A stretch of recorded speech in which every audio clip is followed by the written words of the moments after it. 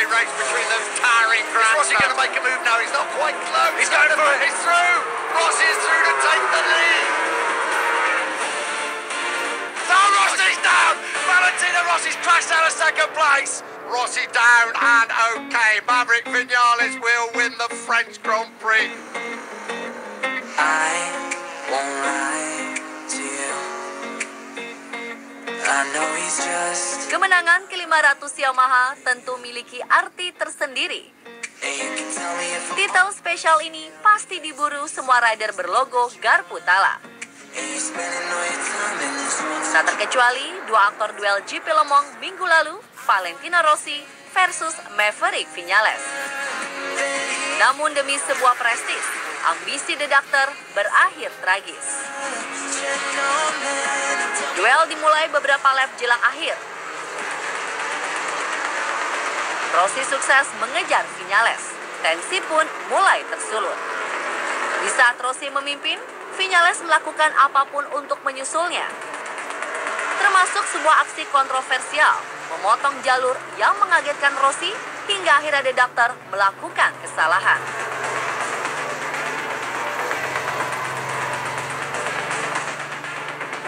When I saw Valentino, I tried to push more, but I did many mistakes in one lap and he catch me.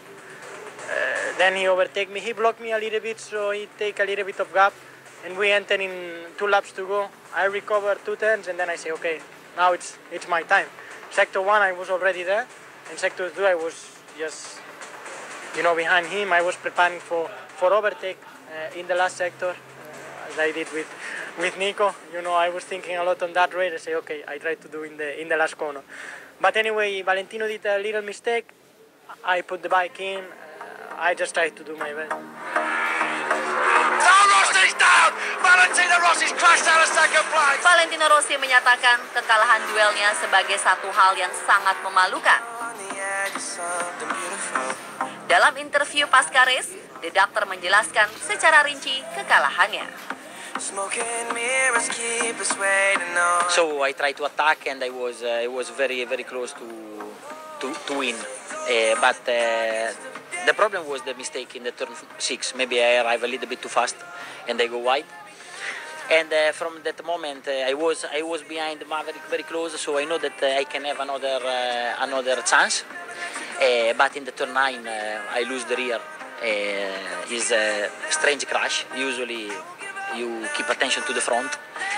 So we don't know exactly what's happened, but unfortunately something happened because I crashed, and it's a great shame. It's a great shame because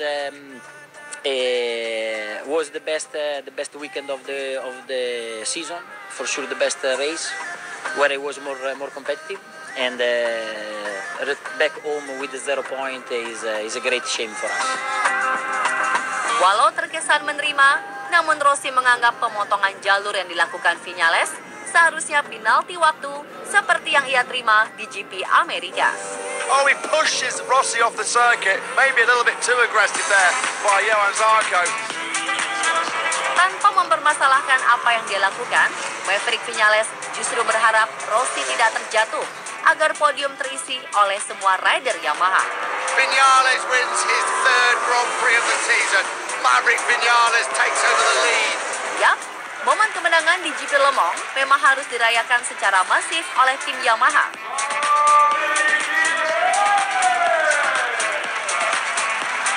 Puluhan rider Yamaha telah berkontribusi nyata sumbang kemenangan selama 56 tahun perjalanan balap Yamaha untuk mewujudkan prestasi yang luar biasa ini. Yaitu kemenangan ke-500 bagi Yamaha.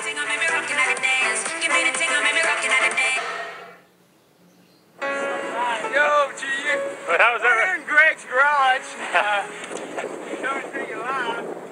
Insiden tragis yang menimpa Nicky Hayden hingga merenggut nyawanya menyebabkan kesedihan mendalam para pelaku dan fans MotoGP di seluruh penjuru dunia.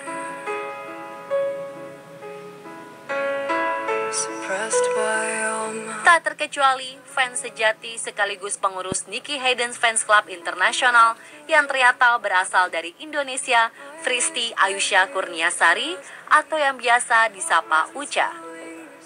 Ucha juga berprofesi dokter ini mengungkapkan kesedihannya ketika pertama kali mendengar kabar meninggalnya Nicky. Jadi pertama kali mendengar Nicky meninggal, tentunya saya sangat kaget sekali, sangat shock karena tidak menyangka secepat itu dia akan meninggal. Saya teringat kembali waktu masa-masa saya bareng sama Nicky, ketemu Nicky setiap race. Kemudian banyak sekali kenangan-kenangan yang berputar kembali di ingatan saya. Bagaimana kebaikan hati dia, bagaimana dia selalu tersenyum kepada setiap orang, ramah melayani fans. Jika dilihat dari sisi kedokteran, sebenarnya cedera apa yang menimpa Nicky hingga berakibat fatal? Jadi Nicky itu cederanya politrauma kepala, dada, serta ada beberapa fraktur atau patah tulang. Jadi memang kondisinya sangat berat, cedera kepala berat, kemudian edema otak, sehingga memang dalam beberapa hari terjadi kerusakan otak dan memang sulit untuk sembuh, fatal gitu cederanya. Adakah pengalaman yang tak terlupakan tentang Nicky? Banyak sih sebenarnya, setiap bertemu sama dia itu selalu banyak pengalaman yang tidak terlupakan. Tapi yang paling saya ingat itu waktu saya pertama ketemu sama dia, itu sekitar 6 atau 7 tahun yang lalu ya. Saya kan nungguin dia di belakang garasi dia, tapi karena sudah sore nggak keluar-keluar, sepertinya banyak wawancara dengan wartawan dan sebagainya, saya hampir ketinggalan pesawat tuh. Tapi saya tetap menunggu karena sia-sia banget kalau udah jauh-jauh nonton race tiba-tiba nggak ketemu. Jadi saya menunggu, ternyata dia malah menghampiri saya, langsung ngajak foto, ngasih tanda tangan, kemudian bahkan saya dikasih merchandise Chris Slider-nya. Jadi itu benar-benar sangat berkesan buat saya. Setelah lama mengenal Nicky, wanita berusia 27 tahun ini jadi tahu karakter dan sifat asli rider kelahiran Kentucky, Amerika Serikat tersebut.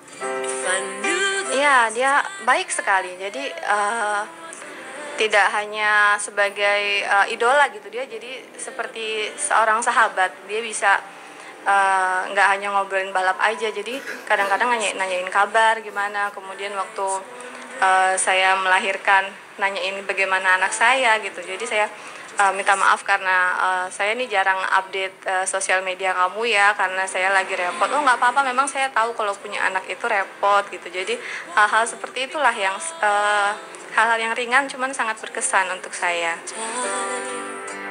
Dan inilah pesan Ucha untuk para fans Nicky, terutama di Indonesia.